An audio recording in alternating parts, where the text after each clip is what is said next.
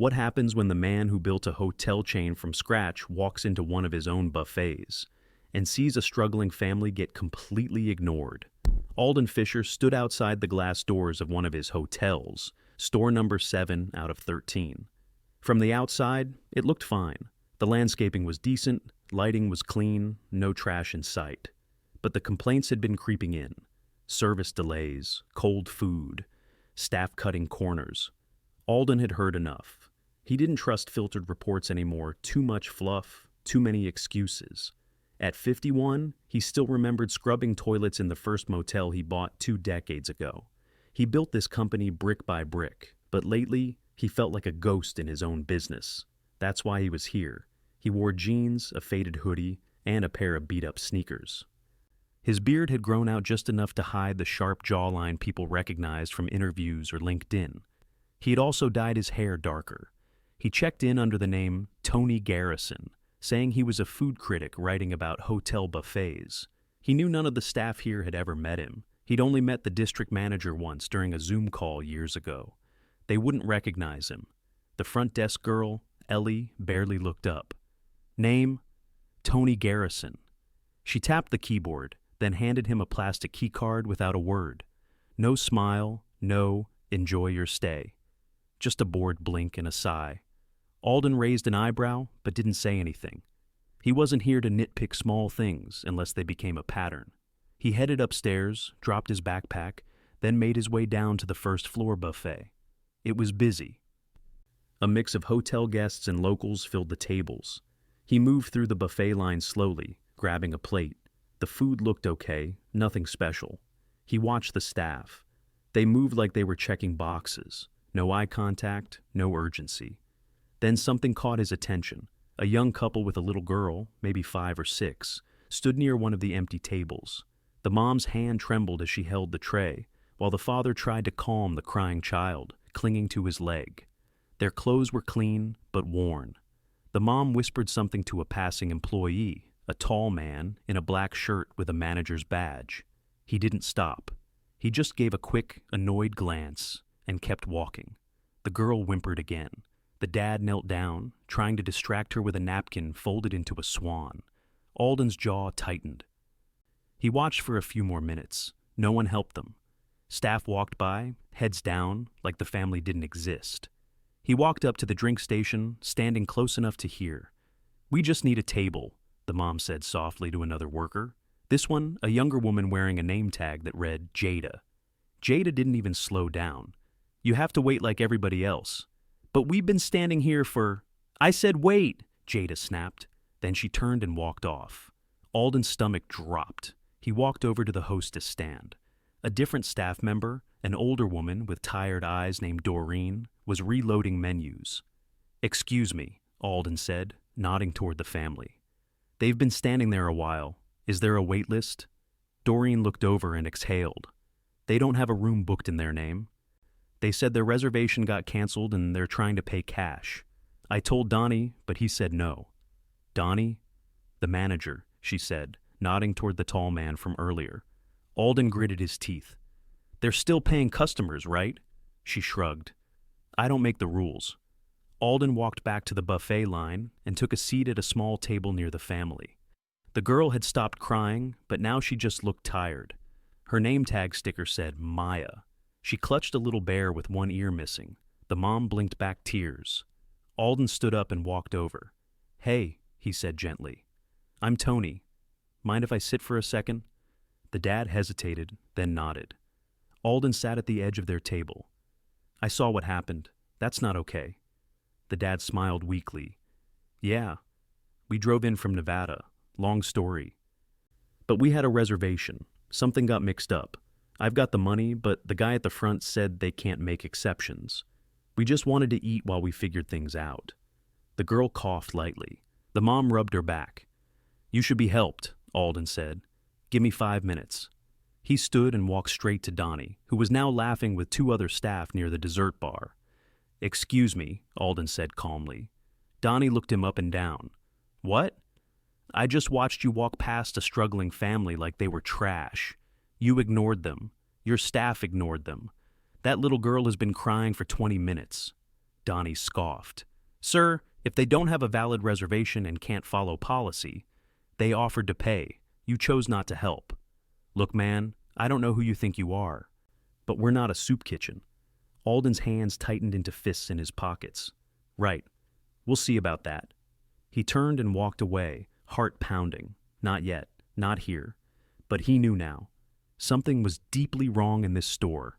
And tomorrow morning, he'd be back not as Tony, as the man who owned the entire chain.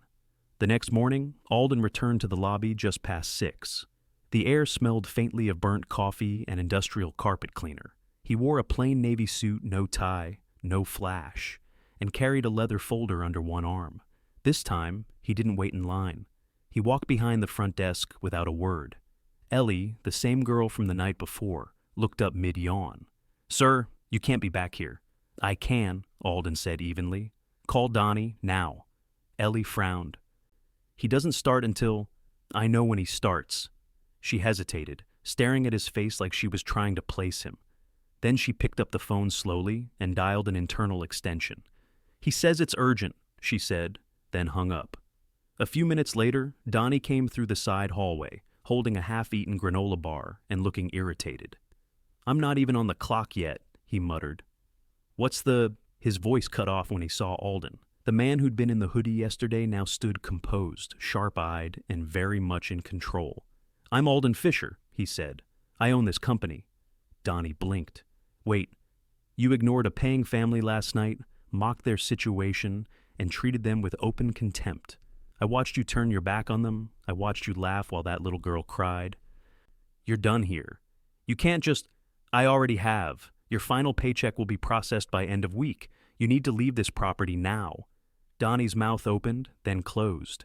He looked around for backup, found none, and stormed out without another word. Ellie stood frozen behind the desk. Alden turned to her. You saw what happened last night. You didn't step in. Why? I didn't know the full story. You didn't ask. That's the problem. She swallowed hard. I just do what I'm told. Then it's time someone else started doing the telling. He motioned for her to step aside and logged into the terminal himself. Within minutes, he had access to the internal shift logs, staff schedules, and guest complaints. The data confirmed what he suspected: understaffed shifts nearly every night for the past 6 weeks. Breakfast prep started late more often than not. Employee turnover was high, especially among kitchen staff. But what concerned him most were the flag complaints some marked resolved when nothing had been changed. He printed them. Then he walked into the staff break room. It was a cramped space with mismatched chairs, a microwave that buzzed louder than it heated, and a whiteboard listing tasks in faded green marker. One employee sat slumped at the table, a young man in a wrinkled shirt with dark circles under his eyes. He looked up when Alden entered. You work night shift? Alden asked. The man nodded slowly. Yeah. I was supposed to be off 2 hours ago. Martha called out again. What's your name? Luis. You look exhausted. I am? Why didn't the manager call in help? Luis gave a bitter laugh. He said we were within ratio, even when I was doing dishes, refilling the buffet, and covering housekeeping calls. You ever get a break? Maybe 10 minutes around 2 a.m. I used to work front desk, but they moved me to overnight support when we lost 2 people. Alden pulled a chair and sat down. Why'd they leave? One got injured, the other quit after a fight with Donnie, said he was done being yelled at. Luis rubbed his eyes.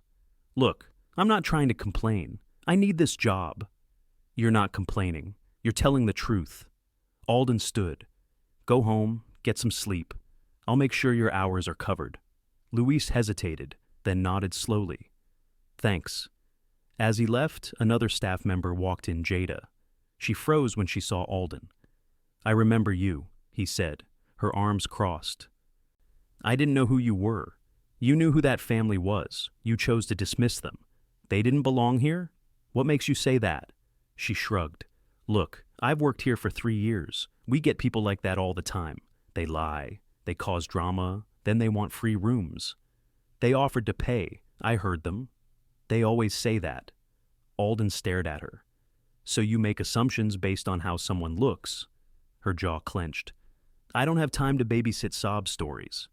You're done here. What? You're terminated, effective immediately. You can't fire me for, I can, and I just did. She stood frozen for a second, then scoffed and grabbed her bag from the floor. As she stormed out, a door near the kitchen opened, and a short woman with a limp stepped out. Her shirt was stained with flour, and her hands were red from scrubbing trays. Is everything okay? She asked. Alden nodded. What's your name? Norma, I'm the prep cook. You here every morning? 5 days a week, sometimes 6. Who opens with you? No one anymore. It used to be Gerald, but they cut his hours. I've been doing both stations. You cook, clean, restock, and serve? She nodded, wiping her hands on her apron. Why don't you speak up? I did, but Donnie said if I kept pushing he'd cut my hours too, so I just kept going. Not anymore. Alden walked to the kitchen, opened the swinging door, and looked at the mess inside. Half-washed pans piled in the sink, sticky floors, and a broken food-warming tray shoved under a prep table. He turned back to Norma. You're getting a full team again, starting tomorrow. Her eyes widened. Seriously? Seriously. And you're getting a raise. I read your prep logs. You've been saving us money for months by managing waste ratios. That doesn't go unnoticed. She blinked fast, then nodded and returned to the kitchen. By midday, Alden had called in his regional director, Marissa Boyd, who arrived with a clipboard and a face that said she already knew something had gone wrong. I pulled the last 60 days of data, Alden said, handing her the folder. We've been bleeding morale and losing guests. The cause was negligence at the top. Marissa flipped through the pages. Donnie, and others, but he led the rot. We'll clean house. We already started. I want to post 2 new management openings, internal promotion preferred. Norma is a candidate, so is Luis. Marissa raised an eyebrow. Luis works night support. He's been holding this place together with duct tape and caffeine. He deserves a shot. I'll make it happen. By late afternoon, the buffet looked different. Tables were clean. Staff moved with purpose. Alden watched from the corner while Norma coordinated breakfast prep for the next day, training 2 new hires Marissa had pulled from another location. Ellie was still at the front desk, but now under the quiet supervision of a senior concierge flown in that morning. She said less, moved faster, and once even offered a guest a map of local attractions without being asked. Alden didn't need to say anything. He just observed. Near the window, a new family sat down. 2 kids, both in soccer jerseys, their parents laughing over coffee. They looked relaxed, happy. A server approached them with a smile and fresh plates. Alden exhaled. Then he walked out the front doors, sunlight warm on his face, and called his assistant.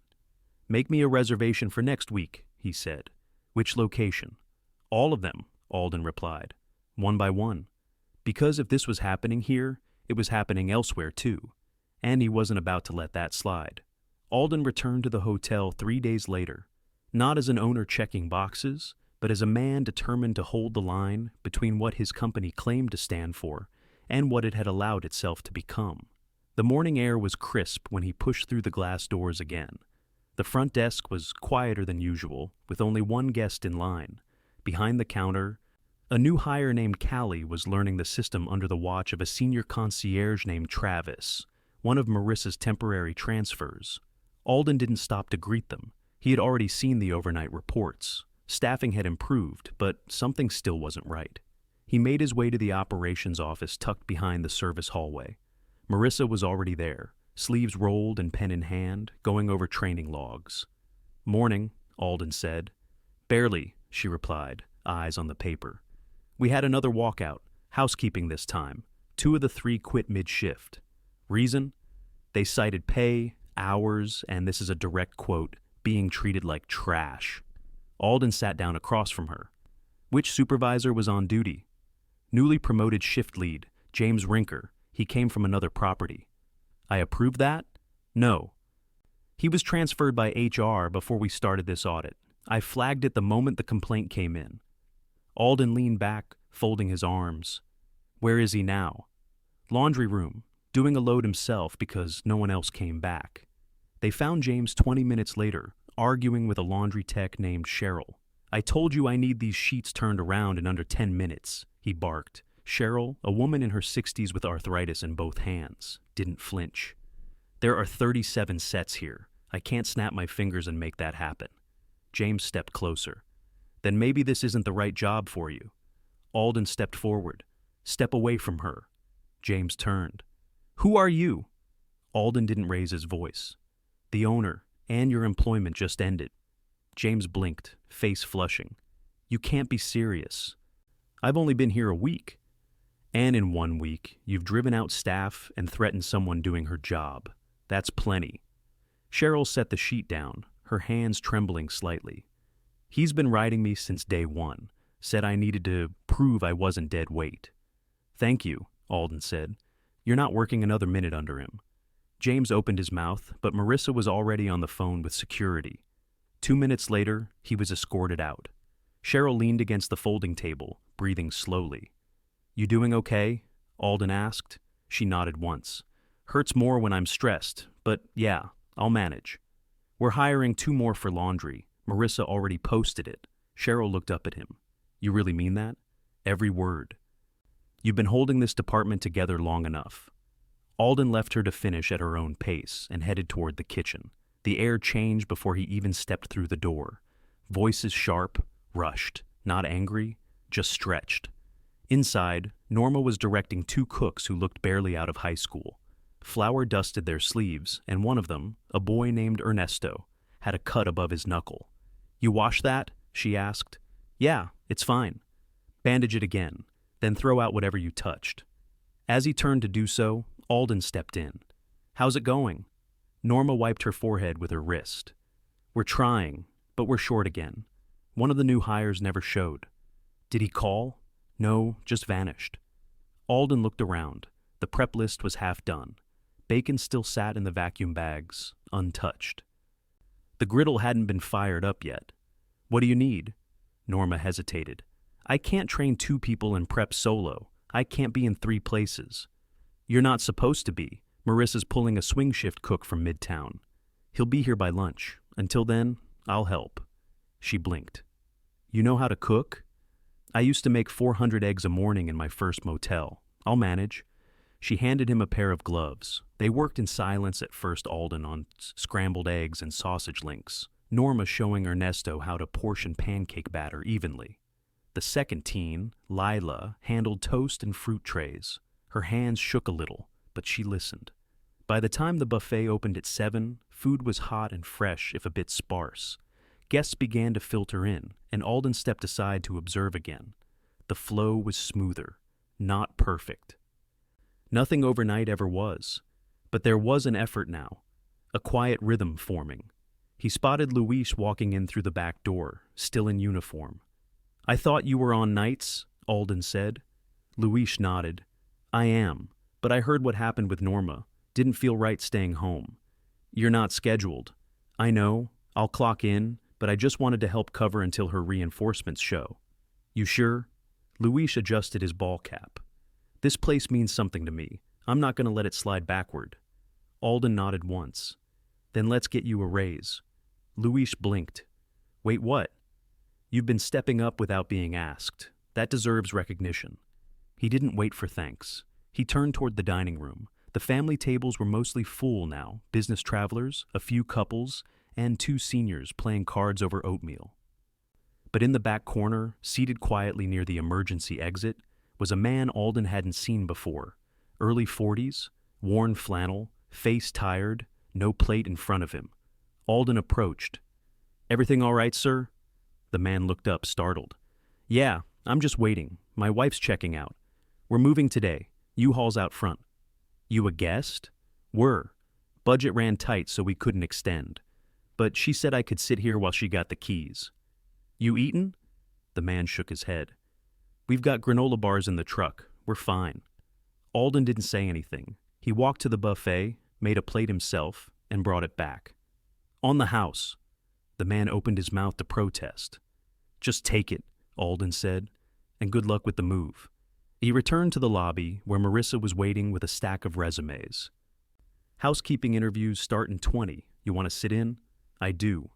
3 interviews in, a woman named Keisha caught Alden's attention. Mid-30s, calm presence. She'd managed a care home before moving to the city. Why the switch? He asked. Needed steadier hours, more time with my daughter. You worked nights there? Every weekend. I missed too much. You okay with physical work? I've done worse, and I know how to manage people without pushing them over the edge. He looked at Marissa. She nodded. Let's fast track her. By noon, things had stabilized again. Cheryl had help folding. Norma had her backup. Luis was finally relieved and sent home with paid rest. Alden sat briefly in the corner booth of the dining area, watching. Guests came and went. Staff moved with more ease, more direction. The edge was still there, but the chaos had been pushed back. Marissa joined him without asking. This place is still running lean, she said. We need 3 more hires before schedules balance. We'll get them, but no more warm bodies. They've got to care. I posted internal transfer incentives, word spreading. Alden nodded. Good. She hesitated. There's something else. What is it?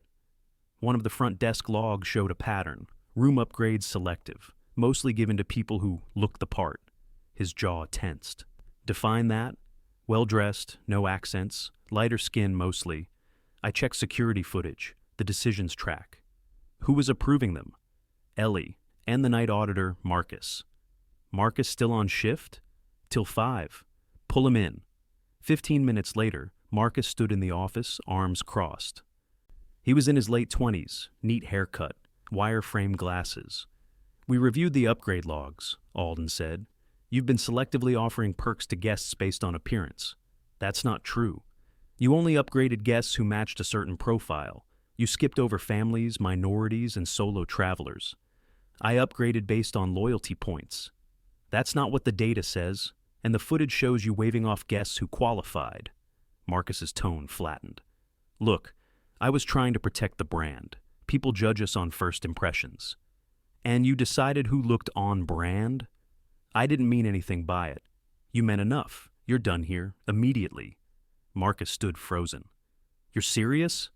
Alden didn't repeat himself. When security arrived, Marcus walked out without a word. Marissa exhaled. That makes 3 this week. Then we're cleaning house fast enough. She looked at him. You going to do this at every property? He didn't hesitate. Yes, because if this was what had taken root in one location, he wasn't going to wait for it to rot the rest. By the end of the week, the hotel's atmosphere had shifted not dramatically, but noticeably. The front desk no longer carried that stale undercurrent of irritation. The buffet ran with fewer delays, but Alden wasn't interested in surface-level fixes. He knew the real test wasn't whether things looked better when he was present, it was whether they would hold when he wasn't. He arrived on a quiet Thursday morning, just after 6, unannounced. No suit this time, just a dark jacket and slacks, neutral enough to blend in, observant enough to see what had stuck. The lobby was calm. Callie greeted a guest with measured politeness, not warm but not mechanical either. Travis stood nearby, quietly reviewing checkout logs. Alden gave a slight nod as he passed, but didn't stop. He headed down the service hall to the staff room. Luis was already there, seated at the corner table with a half-eaten banana and a maintenance checklist. You're not scheduled, Alden said. Luis looked up. I clock in at 7. Thought I'd get ahead on the storage room audit. We've got a leak near the mop station. Anyone else know? Only the janitor, and he's out sick. I added it to the log. Alden leaned against the doorway. You always come in early? Not always, just when I know something's off. You still interested in management training? Luis hesitated. I don't want to jump too fast. I'd rather do the job right than do it first. Alden nodded. That's exactly why you'll be good at it. We'll start next month. Part-time training, no shift cut. Luis gave a quiet nod and returned to his checklist. Alden made his way to the kitchen. Norma was at her station, sleeves rolled, prepping a tray of hash browns. The air was thick with steam, and a new team member, a woman in her mid-20s named Bianca, was dicing tomatoes at the adjacent counter. Alden didn't interrupt. He watched for a moment. Norma gave brief, clear instructions, then stepped aside so Bianca could try on her own. There was no raised voice, no impatience. When Norma finally noticed him, she wiped her hands on her apron. We're still short on dishwashing help, she said. Bianca offered to rotate on that station after breakfast. You all right with that? She offered. I didn't ask. Said she'd rather rotate than stand still. Alden turned to Bianca. How's your first week? She nodded. It's a lot, but it's fair. That's all I wanted. He didn't need to say more. He left them to it and walked into the dining room. The tables were 3/4 full. A few solo travelers, 2 families, and what looked like a corporate group near the back, flipping through binders over scrambled eggs. Alden took a seat near the window. He didn't need food. He just wanted to see how the staff moved when they weren't being watched. A few minutes later, a middle-aged man in a tan blazer walked in. He held a room key and a cup of coffee from the lobby machine. He stood near the entrance to the buffet, scanning for an open table. Ellie was restocking mugs near the coffee station. She saw the man, hesitated, then walked over. You'll have to wait by the hostess stand, she said. I just need a table. You still need to wait like everyone else. There's several open. They're reserved for full-service guests. I'm a guest. I said you need to wait. Alden rose quietly and walked over. Is something wrong? Ellie turned, surprised. It's fine. He's just being impatient. I'm not, the man said. I just didn't want to stand in the corner holding a hot drink. Alden looked at Ellie. Does he have a reservation? She shrugged. I didn't check. Please do.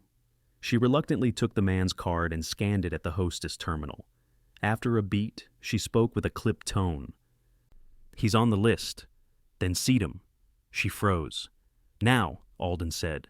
She led the man to a table near the window and left without a word. Alden followed her back to the counter. We've talked about this, he said. I didn't mean anything by it. You dismissed him without checking. You treated him like he didn't belong. He looked out of place. What does that mean? She didn't answer. I'm asking you directly. She folded her arms. His clothes were wrinkled. He was holding a vending machine coffee. It just didn't seem right. You made a decision based on appearance. Again. Her arms dropped. It's not like I was rude. You denied service based on a gut reaction. That's unacceptable. I just thought, you've had warnings. You've seen others lose their jobs for less. You're done here. Her face tightened. You're serious. Completely. Clear your badge. Your final hours will be processed by close of business. She turned and walked out without another word. Alden returned to the table, where the guest now sat reading a news website on his phone. I apologize, Alden said. That shouldn't have happened. The man looked up. Wasn't expecting an apology from management. I'm the owner. Well, the man said, good to know someone's paying attention. He returned to his screen. Alden left him in peace. By late morning, the staff meeting began in the multi-use conference room. A dozen employees sat in folding chairs. Marissa stood at the front, clipboard in hand. Alden took a seat off to the side. We're here because this place is changing, Marissa began, not just in policy, but in culture. That starts with clarity. She handed out printed schedule adjustments, staggered break times, rotating rest days, and a trial run of a new cross-training program. No one spoke at first. Then Norma raised a hand. How's the cross-training going to work? You'll get shadow time in one secondary department. If you're kitchen, you might learn guest services. If you're front desk, you might try housekeeping. It's voluntary, but it comes with a bonus. Luis leaned forward. What's the point? Perspective, Alden said. People work better when they understand what others are dealing with. It's not just about coverage, it's about connection. There were a few nods. Marissa continued. We're also implementing a new reporting process, anonymous check-ins. If something goes wrong internally, guest side, or otherwise you can report it directly to corporate without going through your manager. A hand went up. It was Bianca. What if someone retaliates? They won't, Alden said, because if they do, they won't work here anymore. He stood. I didn't come back here to micromanage. I came back to see if this hotel could work the way it was supposed to. And it can. But only if the people in it believe in something more than just doing the minimum. He looked around the room, meeting eyes. I saw things here I can't unsee. Disrespect. Assumptions. People left to struggle while others looked the other way. That's done. He paused. You're not just employees. You're the face of this company, and you will be treated with dignity. But that goes both ways. If you see someone being mistreated, guest or staff, you step in. If you don't, you're complicit. No one looked away. Starting today, this location becomes the model. Other properties will follow what you build here, and the people who lead that change will grow with us. The room stayed silent. Then Norma gave a small nod. Luis followed. Bianca, too. It wasn't applause. It wasn't cheering. Just quiet agreement. And that was enough. After the meeting, Alden stepped outside. The air was warmer now, sun high and steady. He stood by the curb, watching staff shift between departments, grabbing carts, adjusting signs, answering questions without frustration. Marissa joined him. "When do you want to move to the next property?" she asked. "This weekend. I'll start fresh Monday." "You want a break in between?" "No," Alden said. "Breaks come later. We've got a lot of work to do." She nodded. "I'll prep the files." As she turned to go, a familiar voice called out from the door. It was the man from earlier, the one with the coffee. "Hey," he said. "I didn't say thanks earlier. That meant something." Alden gave a small nod. "You're welcome." The man walked off toward the parking lot. Alden turned back to the building, the same glass doors, the same walls.